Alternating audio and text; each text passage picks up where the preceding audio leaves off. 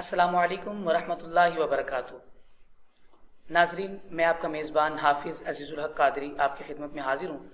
آپ پروگرام دیکھ رہے ہیں ملاقات عزیز بے کے ساتھ۔ آج کا ہمارا ٹاپک ہے ریاہ کاری کی قربانی۔ تو اس سلسلے میں گفتگو کرنے کے لیے آج ہمارے ساتھ اسٹوڈیو میں موجود ہوں گے حضرت علامہ قاری عبدالجلیل قادری صاحب۔ تو آج ہم اپنے پروگرام کا آغاز اللہ رب العزت کے پاک کلام سے کرتے ہیں۔ تلاوت کلام پاک کے لیے آج ہمارے ساتھ اسٹوڈیو میں موجود ہیں میرے دوست قاری امتیاز قادری صاحب۔ آئیے ان سے تلاوت کلام پاک سنتے ہیں۔ السلام علیکم ورحمۃ اللہ وبرکاتہ۔ وعلیکم السلام ورحمۃ قبلہ کر صاحب، کیسے مزاج ہیں آپ کے؟ الحمدللہ علی کل حال، ہر طرح سے خیر و عافیت ہے؟ الحمدللہ۔ جی کر صاحب قبلہ تلاوت فرمائیں۔ اعوذ باللہ من الشیطان الرجیم، بسم اللہ الرحمن الرحیم،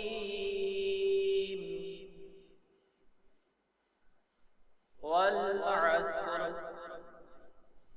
ان الانسان لفی خسر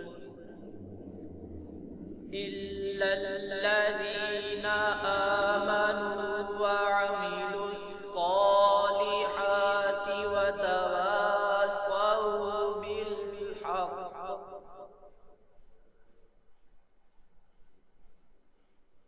والعصر ان الانسان لفی خسر الا الذین آمنوا وعملوا الصالحات وتواصوا بالحق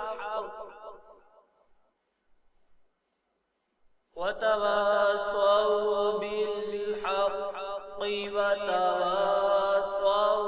بالصبر، صدق اللہ العظیم۔ تو ناظرین، ابھی بڑے احسن انداز میں قاری امتیاز قادری صاحب نے اللہ رب العزت کا کلام سنایا۔ تو اب ہمارے ساتھ اسٹوڈیو میں موجود ہیں بشارت علی نقشبندی صاحب، بڑے عظیم ثنا خان ہیں۔ ان سے کلام سنیں گے، یہ سب تمہارا کرم ہے آقا کے بات اب تک بنی ہوئی ہے۔ السلام علیکم۔ وعلیکم السلام ورحمۃ اللہ۔ کیسے ہیں آپ؟ ٹھیک ٹھاک ہیں؟ شکر الحمدللہ۔ ماشاءاللہ، کتنے عرصے سے آپ یہ ثنا خوانی کر رہے ہیں؟ 25 سال سے۔ الحمدللہ، اللہ پاک آپ کو استقامت عطا فرمائے آمین آمین۔ اور آپ کا پڑھنا قبول فرمائے۔ آمین۔ جی بسم اللہ۔ کوئی سلیقہ ہے آرزو کا، نہ بندگی میری بندگی ہے، یہ سب تمہارا کرم ہے آقا، کہ باتیں اب تک بنی ہوئی ہے، کوئی سلیقہ ہے آرزو کا، کسی کا احسان کیوں اٹھائے، کسی کو حالات کیوں بتائیں، کسی کا احسان کیوں اٹھائے،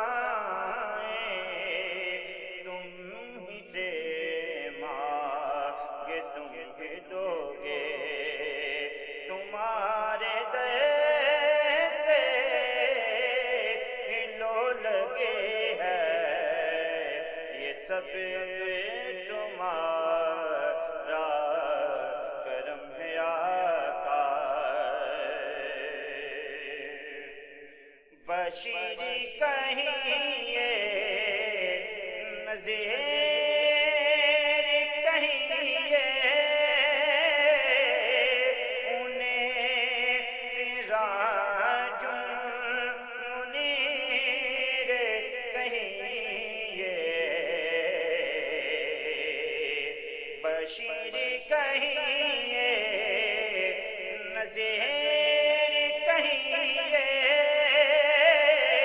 انہیں سراج منیر کہیے جو سر بسر ہے کلام ربی وہ میرے آقا کی زندگی ہے یہ سب تمہارا کرم ہے آقا عطا کیا مجھے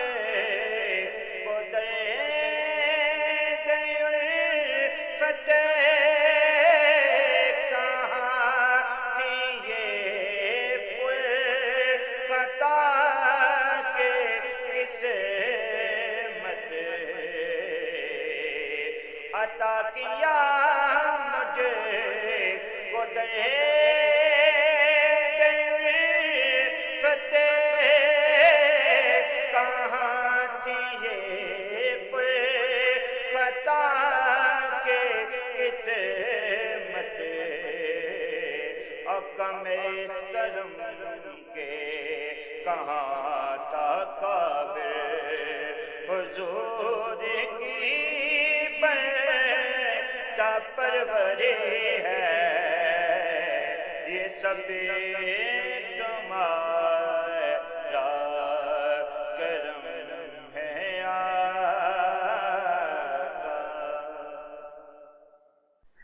تو ناظرین آپ نے تلاوت کلام پاک سنی، سرکار کی ثنا خوانی سنی، تو اب ہم اپنے موضوع کی طرف چلتے ہیں۔ آج کا ہمارا ٹاپک ہے ریاکاری کی قربانی۔ اس حوالے سے ہمارے ساتھ گفتگو کرنے کے لیے اسٹوڈیو میں موجود ہیں قبلہ حضرت علامہ عبدالجلیل قادری صاحب۔ ان کی نوازش ہے کہ انہوں نے ایک بار پھر ہمیں اپنا قیمتی ٹائم دیا۔ آئیے ہم ان سے گفتگو بھی کرتے ہیں اور اپنے سوالات کے جوابات بھی ان سے سنتے ہیں۔ السلام علیکم ورحمۃ اللہ وبرکاتہ۔ وعلیکم السلام ورحمۃ اللہ وبرکاتہ۔ قبلہ صاحب کیسی مزاج ہے آپ کی؟ الحمدللہ رب العالمین، ہر طرح سے خیر وفیت ہے۔ الحمدللہ۔ کر صاحب ہمارا پہلا سوال ہے کہ قربانی کی شرعی حیثیت کیا ہے؟ کیونکہ گوشت وغیرہ ہم آپس میں تقسیم کر لیتے ہیں، سیری کوئی لے جاتا ہے، کھال کوئی لے جاتا ہے، یعنی کہ ہر چیز ہم آپس میں تقسیم کر لیتے ہیں، تو قربانی بیسک ہے کیا؟ بسم اللہ والحمدللہ والصلاة والسلام علی رسول اللہ، اما بعد۔ سب سے پہلے آپ کا بے حد مشکور ہوں کہ آپ بڑے خوبصورت موضوعات لے کر تشریف لاتے ہیں اور وقت کے ساتھ ساتھ بالکل عین موقع پر آپ نے قربانی کے حوالے سے جو آج کا موضوع لیا ہے، اس بات پر آپ کو مبارکباد پیش کرتا ہوں اور دعا کرتا ہوں کہ اللہ تعالیٰ آپ کو برکتیں عطا فرمائے۔ سب سے پہلے اس بات کو سمجھنا ضروری ہے کہ ایک عاقل مسلمان پر جو عبادات فرض کی گئی ہیں، قرار دی گئی ہیں، ان کو وقت پر ادا کرنا کامل طریقے سے اور پھر ہر قسم کی غلطی سے محفوظ رہنا، تو یہ تمام تر شرعی جو اصول ہیں، احکامات ہیں، لوازمات ہیں، ان کا سیکھنا سب کے لیے ضروری ہے۔ بعض عبادات پھر ایسی ہیں کہ جن کے وجوب اور عدم وجوب کو حاصل کرنے کے لیے اس کا علم ہونا بھی ضروری ہے۔ مثال کے طور پر اسی ہم قربانی کی اگر بات کریں تو ایک مسلمان کو کیسے پتہ چلے گا کہ اس پہ قربانی واجب ہے یا نہیں ہے؟ تو اس کے لیے ہمیں سب سے پہلے وہ شرائط کا جاننا ضروری ہے، کیا آیا وہ ایک مسلمان عاقل یا بالغ کے اندر وہ شرائط پائی جاتی ہیں؟ اگر پائی جاتی ہیں تو پھر وہ قربانی اس کو لیے کرنا ضروری ہے۔ ہوتا یہ ہے کہ علم دین سے دوری کے سبب گھر کے جو سرپرست ہوتے ہیں وہ ایک ہی قربانی سب کی طرف سے کر کے اپنی ذمہ داری کو سمجھتے ہیں کہ پوری ہوگی ہے، حالانکہ گھر کے اگر وہ خاتون ہے اس کے اوپر اگر یہ 4 شرائط پائی جاتی ہیں تو اس پہ بھی اپنی واجب ہوگی، بیٹا ہے تو اس پہ اپنی واجب ہوگی، گھر کا باپ ہے تو اس پہ اپنی واجب ہوگی۔ تو پہلی بات تو یہ۔ دوسرا، شرعی حیثیت کیا ہے؟ قربانی کبھی واجب ہوتی ہے اور کبھی سنت اور نفل ہوتی ہے۔ اور واجب کب ہوتی ہے، اس میں بڑے ٹھنڈے دماغ سے ہر انسان کو یہ سوچنا چاہیے قربانی کے دنوں سے پہلے 10 دن پہلے یہ سوچے کہ آیا میرے اوپر یہ شرائط پوری ہو رہی ہیں، کیا میں صاحب نصاب ہو گیا۔ ان میں سے 4 جو شرائط، ان میں سے پہلی ہے کہ مسلمان ہونا، جب مسلمان ہے تو اس سے کافر نکل گیا، کافر پہ قربانی نہیں ہے۔ پھر دوسرا یہ ہے کہ مقیم ہونا، مسافر بھی قربانی نہیں ہے، اور اس کے بعد تیسری جو ہے وہ صاحب نصاب ہونا، اور چوتھی یہ ہے کہ وہ بالغ ہو، نابالغ پر بھی قربانی نہیں ہے۔ یہ 4 چیزیں ان کی شرعی حیثیت۔ اب یہ کہ اب شرعی حیثیت کی جب بات کریں تو واجب، اگر یہ چیزیں پائیں گی تو اس پہ قربانی واجب ہے، اس کو ادا کرے گا، اگر ادا نہیں کرے گا تو پھر وہ اللہ کی بارگاہ میں گناہ گار ہوگا۔ اور پھر اس کے علاوہ یہ 4 شرائط جس کے اندر پائے گی وہ قربانی کرے گا۔ اب شرعی حیثیت کیا ہے، بڑی ضروری ہے۔ اللہ رب ذوالجلال کا قرآن اس کے اوپر بیان فرماتا ہے فَصَلِّ لِرَبِّكَ وَانْحَرْ، تو پس تم اپنے رب کے لیے نماز پڑھو اور قربانی کرو۔ حضرت ابو ہریرہ رضی اللہ تعالی عنہ بیان کرتے ہیں کہ رسول اللہ صلی اللہ تعالی علیہ وسلم نے ارشاد فرمایا کہ جس کو طاقت ہو قربانی کرنے کی، طاقت کے باوجود وہ قربانی نہیں کرتا، فرمایا کہ وہ ہرگز ہماری عیدگاہ کے قریب بھی نہ آئے۔ اب اس کے اوپر اظہار ناراضگی ہو رہا ہے کہ وہ قوت و طاقت رکھتا ہے، اس کے باوجود نہیں کی، تو فرمایا وہ ہمارے قربانی گاہ کے قریب بھی نہ آئے، عیدگاہ کے قریب بھی نہ آئے۔ یعنی کتنا سخت فرمایا رسول اللہ صلی اللہ علیہ وسلم نے کہ شرعی حیثیت اس کی کیا ہے، اتنی لازم ہے کہ جو صاحب نصاب ہے اس نے قربانی کرنی ہے۔ باقی رہا جب قربانی ہوگی، اصل مقصد یہ ہے کہ ونحر، جب ونحر ہو گیا، یہ امر کا صیغہ ہے اور یہ قاعدہ ہے، جہاں پہ امر کا صیغہ بیان کیا جاتا ہے تو وہ حکم مطلق کے لیے بیان کیا جاتا ہے، تو یہاں سے یہ بھی قربانی کے وجوب کا جو ثبوت ہے وہ ہمیں ملتا ہے کہ قربانی واجب ہے۔ اب گوشت کی تقسیم کا جب مرحلہ آتا ہے تو اس میں بھی ہمیں شریعت نے بڑا احسن اور خوبصورت طریقہ بیان کیا کہ اس کے آپ نے 3 حصے کرنے ہیں، اور اس کا مقصد بھی یہ ہے کہ قربانی کو جو گوشت ہے وہ لوگوں تک پہنچے، وہ لوگ کہ جو کبھی سال کے بعد گوشت کھانے کی امید رکھتے ہیں ان تک یہ ان کا حصہ پہنچے۔ اور اس کے حصے بھی کا طریقہ بھی یہ کہ ایک حصہ نے خود رکھنا ہے، ایک حصہ نے عزیز و قارئ میں تقسیم کرنا، اور تیسرا جو حصہ ہے وہ عام فقیر لوگوں میں تقسیم کرنا ہے۔ تو کوشش کرنی چاہیے جو صاحب حیثیت ہیں، غنی لوگ ہیں، تو وہ کوشش کریں کہ وہ سارے کا سارا اللہ کی راہ میں اس کو صدقہ کر دیں، اور جو اس کی چیزیں ہیں، مثال کے بطور آپ نے بڑی خوبصورت بات کی، اس کے اندر بڑی بے احتیاطی بھی نظر آتی ہے، وہ یہ کہ مثال کے طور پر 4 لوگ 7 لوگ قربانی میں شامل ہوتے ہیں، تو 5 لوگ ہیں 6 ہیں، آپ دعوت دیتے ہیں کہ بھائی صاحب آئے میرے ساتھ قربانی میں شامل ہو، کہتا ہے جی میں نے بکرا لے لیا ہے یا میں نے فلاں جگہ پہ حصہ ڈال دیا، چلو آپ کہتے ہیں دوست ہیں تو آپ کے ساتھ شامل ہو جاتے ہیں، چلو کباب بنا لیں گے، کچھ اور کر لیں گے۔ اب اس کی نیت نہیں ہے، وہ اس میں شامل ہو رہا ہے، اس کی نیت نہ ہونے کی، نیت اس کی کیا ہے کباب کھانے کی، اس ایک کے شامل ہونے سے وہ ان 7-6 لوگ جو باقی تو ان کی قربانی بھی ضائع ہو جاتی ہے۔ اتنا حساس یہ معاملہ ہے، اس کے اوپر ہمیں توجہ کرنی چاہیے، اور بڑے جب ان لوگوں کو شامل کیا جاتا ہے تو ان کے اخلاص کو بھی مد نظر رکھنا چاہیے۔ تو کوشش کرنی چاہیے یہ جو چیزیں ہیں یہ صرف اور صرف رب کی رضا کے لیے، اگر اس کے میں جو قربانی ہے ذبح حیوان مخصوص بنیت القربت فی وقت مخصوص، کہ خاص جانور کو خاص وقت میں رب کی قرب کے لیے جو قربان کیا جاتا ہے اسے قربانی کہا جاتا ہے۔ تو کر صاحب دوسرا سوال یہ ہے کہ آج کل دیکھنے میں آتا ہے کہ لوگ جو ہے وہ ریاکاری کی قربانی کرتے ہیں، لا کے کہتے ہیں بیکے ہی 20 ਲੱਖ ਦਾ جانور لے آندا میں، یا پورے محلے اندے نال دا کوئی جانور نہیں گا، پھر ان کو وہ اس طرح سے سجا کے تو پھر وہ علاقے میں پھیرتے ہیں۔ اب جو لوگ قربانی نہیں کر سکتے وہ اس چیز سے ان کی دل آزاری بھی ہوتی ہے، ان کے لیے شرعی کیا حکم ہے؟ کیا ان کی قربانی ہو جائے گی اس انداز سے؟ جی، ریاکاری، میرے مصطفیٰ کریم صلی اللہ علیہ وسلم نے شاہ فرمایا انما الاعمال بالنیات، نیت کا بڑا دخل ہے عمل کے اندر۔ پھر اگر کسی عمل کے اندر اور پھر وہ فرض عمل ہے یا واجب عمل ہے اس کے اندر ریا آ جائے، اگرچہ صاحب بار شریعت مفتی محمد امجد علی اعظمی رحمۃ اللہ تعالی علیہ فرماتے ہیں فرض کے اندر اگر ریاکاری آ گئی ہے تو بالاجماع بالاتفاق یہ ریاکاری کا آ جانا یہ حرام عمل ہے۔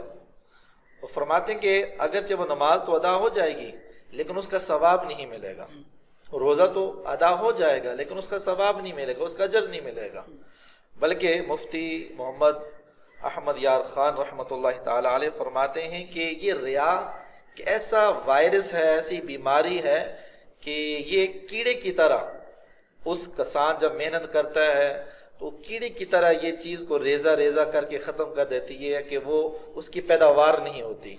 اسی طرح ریاکاری جو عمل کے اندر آ جاتی ہے وہ انسان کے عمل کو تباہ کر دیتی ہے۔ احیاء العلوم کے اندر ایک بزرگ نے کے بارے میں لکھا کہ وہ 30 سال مسلسل پہلی صف میں نماز پڑھتے رہے، تو ایک دفعہ کیسا ہوا کہ وہ لیٹ ہو گئے، پچھلی صف میں جب کھڑے ہوتے نماز کے دوران ان کے دل کے اندر یہ خیال آیا کہ لوگ کیا کہیں گے، آج یہ پچھلی صف میں کھڑا ہے، تو شرم محسوس ہوئی، تو دل ہی دل میں نفس کو پھر مخاطب کیا، یار تو میرے سامنے آ گیا ہے، تو آپ کا کمال صدق اور عبادت پر اتنا شوق کہ انہوں نے 30 سال کی جو عبادت نماز پڑھی تھی وہ دوبارہ دہرانا شروع کر دیا۔ اتنا یعنی کہ ریاکاری کا ایک شیبہ بیچ میں پایا گیا، اگرچہ نہیں تھی ظاہری کہ لیکن لوگ کیا کہیں گے پچھلی صف میں کھڑا ہے، کیونکہ اللہ کی بارگاہ میں کھڑا ہوں، پچھلی صف ہو یا اگلی صف ہو، تو ریاکاری ایک تو یہ بالکل عبادت کو تباہ کر دیتی ہے۔ تو لیکن جو آپ نے سوال کیا، آج ہمارے ہاں ایک رواج پڑ گیا ہے کہ جانور کو، قربانی کے جانور کو باہر گھمایا جاتا ہے اور مختلف طریقے سے، جس طرح کہ آپ فرما رہے تھے کہ بتایا جاتا ہے کہ ہم نے اتنے کا لیا ہے، اس کا یہ چیزیں لی ہیں۔ حضرت رسول اللہ صلی اللہ تعالی علیہ وسلم کس بارے میں ہمارے پاس یہ چیز ہونی چاہیے، آپ صلی اللہ علیہ وسلم نے حضرت عقیبہ رضی اللہ تعالی عنہ یہ روایت کرتے ہیں کہ رسول اللہ نے فرمایا کہ جانور خوب فربا ہونا چاہیے، مہنگا ہونا چاہیے، لیکن اس کا یہ مطلب ہرگز نہیں ہے کہ ہم اس کو ریاکاری کے طور پہ لوگوں کو بار بتائیں کہ ہم نے اتنے کا لیا۔ اس میں مختصر یہ کہ عزیز صاحب کہ اگر ریاکاری کی نیت سے وہ گھر سے لے کر نکلتا ہے تو اس کے لیے گناہ ہے، وہ باہر نہ نکلے۔ پھر یہ کہ اگر وہ گلی میں بازار میں لے کے نکلتا ہے، جو غریب لوگ ہیں، فقیر لوگ ہیں، جن کی حیثیت نہیں ہے وہ نہیں لے سکتے، وہ دیکھ کر حسرت بھرتے ہیں، پھر دل میں وسوسے پیدا ہوتے ہیں، خیالات پیدا ہوتے ہیں، آپ نے آپ کو کم تر سمجھتے ہیں، تو اس طرح کے مسلمانوں کی دل آزاری سے بچنے کے لیے اس کام سے ہمارے مسلمانوں کو بچنا چاہیے، چونکہ آپ رب کی رضا کے لیے لاتے ہیں تو رب کی رضا اسی میں ہے کہ کسی مسلمان کی دل آزاری نہ ہو، تو اس ریاکاری سے بچنا چاہیے۔ اگر آپ ریاکاری کی نیت سے گھر سے نکلتے ہیں کہ لوگ کہیں گے جی فلاں شیخ صاحب کا، ملک صاحب کا، راجہ صاحب کا اتنا بڑا بکرا ہے، گائے ہے، بیل ہے، ماشاءاللہ ماشاءاللہ، واہ واہ ہماری وہ مالک کے اندر، تو یہ ریاکاری ہے، یہ گناہ ہے۔ قربانی تو ہو جائے گی آپ کی لیکن آپ ثواب سے محروم رہیں گے، اس سے بچنا چاہیے، ہر مسلمان کو بچنا چاہیے۔ تو حضور یہ اپنا قربانی کا جانور مثال کے طور پہ کوئی 1 لاکھ کا لے کے آتا ہے، لیکن جو نہیں کر سکتا وہ پوچھتا ہے کہ یار کتنے کا لے کے آئے، تو وہ کہتا ہے یار 2-2.5 لاکھ کا لے آتا ہے، تو اس طرح کر کے یہ جملے کہہ دینا تو کیا یہ بھی درست ہے کہ یہ بھی غلط ہے، جھوٹ ہے نا۔ دیکھیں نا حقیقت کے خلاف جب بات کر، اگر اس نے 1 لاکھ کا لائے تو وہ 2.5 لاکھ کا کہہ رہا ہے تو وہ جھوٹ بول رہے ہیں، تو اس میں اس کو فرق پڑے گا اس کی قربانی میں؟ ظاہر بات ہے جب جھوٹ بولا اس نے، اب اس اللہ رب الجلال کی بارگاہ سے ناراضگی آ گئی، لعنت آ گئی اس کے اوپر، جھوٹ اس قربانی کے اندر جھوٹ آ گیا اس کے اندر۔ یعنی کہ آپ کے کہنے کا مقصد یہ کہ قربانی ہو جائے گی لیکن ثواب نہیں ملے گا؟ ثواب نہیں ملے گا اس طرح کی نیت سے۔ تو کر سب تیسرا سوال یہ ہے کہ کچھ احباب اپنے جانوروں کو بڑی خوبصورت اشیاء سے مزین کر دیتے ہیں، ان کو مہندی لگاتے ہیں، ان کو تاج پہناتے ہیں، ان کو مالا شالا پہناتے ہیں، بڑی چیزیں لگاتے ہیں، تو ان کے لیے کیا حکم ہے؟ اس کے اوپر بھی ہم سب کو احتیاط کرنی چاہیے۔ سب سے پہلے کہ مہندی لگانا، کیونکہ یہ قربانی کا جانور ہے، اس کو جتنے آپ، بلکہ رسول اللہ صلی اللہ علیہ وسلم نے فرمایا اس کی خدمت کی جائے، اس کا خیال اور احترام کیا جائے۔ اور یہ بڑی خوبصورت ہے کہ حضرت علی رضی اللہ تعالیٰ عنہ ایک روایت کرتے ہیں کہ فرمایا کہ رسول اللہ نے کہ عائشہ، فاطمہ، کہ اس قربانی کے پاس کھڑے ہوا کرو۔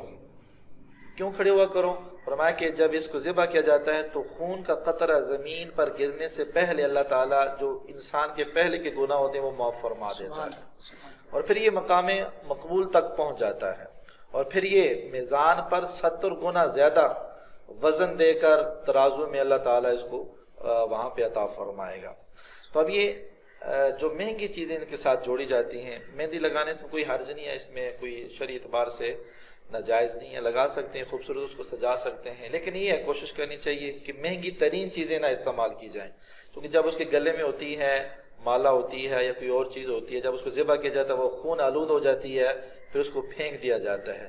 تو اس احتیاط سے کے ساتھ اس کو بچنے کے لیے اتنی مہنگی چیز استعمال نہ کی جائے۔ اگر آپ لگاتے بھی ہیں تو قربانی سے پہلے اس کے وہ چیزیں اتار لی جائیں تو ان کو صدقہ خیرات کے طور پر کسی فقیر کو دے دینی چاہیے، تاکہ اس کا بھی اجر آپ کو حاصل ہو سکے۔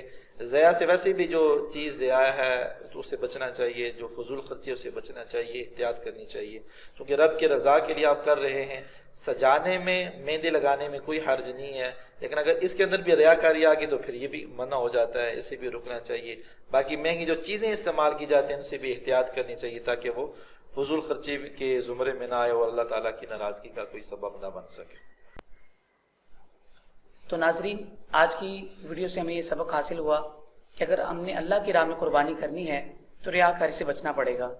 تو اللہ تعالیٰ کے جس طرح سے انہوں نے ہمیں ارشادات سنائے، حدیث پاک سنائی، تو اسے یہ سبق حاصل ہوتا ہے کہ قربانی تو آپ کی ریاکاری سے ہو جاتی ہے لیکن ثواب نہیں ملتا۔ تو ناظرین، ہمیں ان ساری چیزوں سے بچنا چاہیے جس سے شریعت نے منع کیا، ہمیں ان چیزوں سے بچنا چاہیے۔ اللہ تعالیٰ ہمیں عمل کی توفیق عطا فرمائے اور قبلہ حضرت صاحب کے علم و عمر میں برکتیں اور رخصت عطا فرمائے، ان کا سایہ ہم سب پہ سر پر تا دیر قائم و دائم فرمائے۔ تو ناظرین، آپ ہماری اس ویڈیو کو لائک کریں، شیئر کریں اور کمنٹ باکس میں کمنٹ بھی کریں۔ آپ سے ملاقات ہوگی انشاءاللہ عز و جل اگلے پروگرام میں، تب تک کے لیے اللہ حافظ۔